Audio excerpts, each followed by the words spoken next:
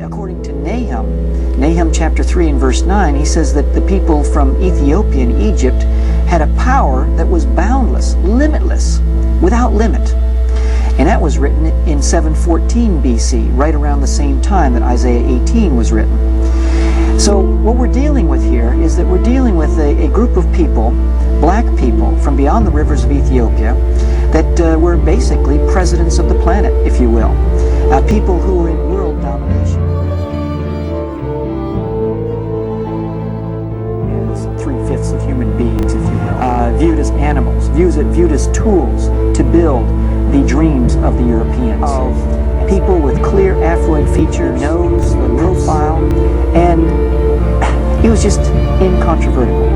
The facts, the reality that black people had designed this civilization.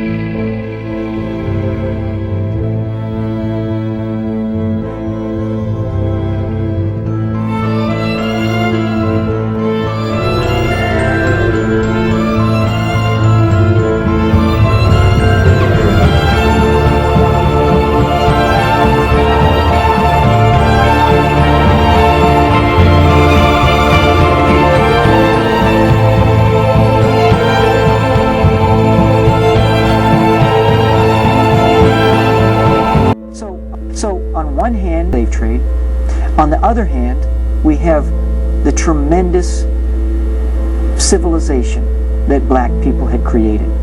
There was a definite crisis of the conscience, because there were white brothers really intensely fighting this thing called slavery, and they were pushing for the liberation of the black man, condemning the trade itself, and freeing slaves in America, and they were torn. And so you can see where the impetus and the need to formulate rationalizations for this developed. What to do? What are the anthropologists and archaeologists going to do in dealing with this information?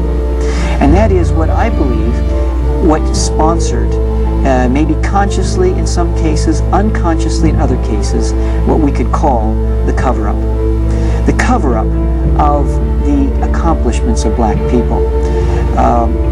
Chancellor Williams wrote a book called The Destruction of Black Civilization.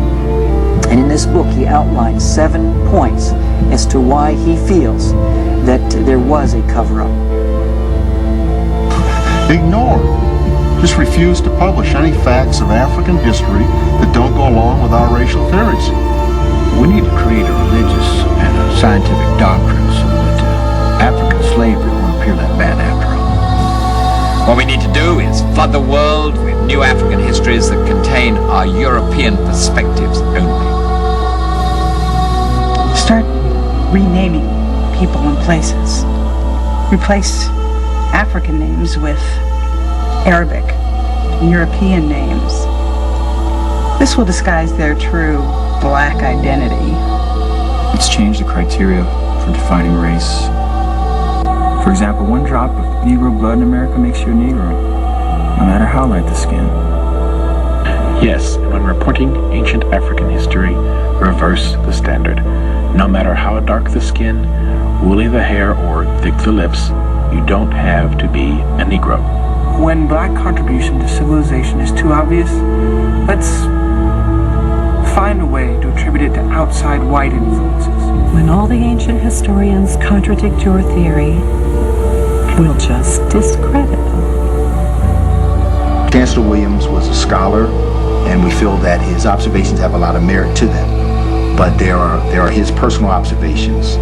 Talk about the rewriting of history. We have to set that in the context that we're talking about during the 1800s is when this started. We're not really talking about contemporary scholars primarily on dealing with this subject. You could not go from Egypt being a Negro civilization to being a white civilization without rewriting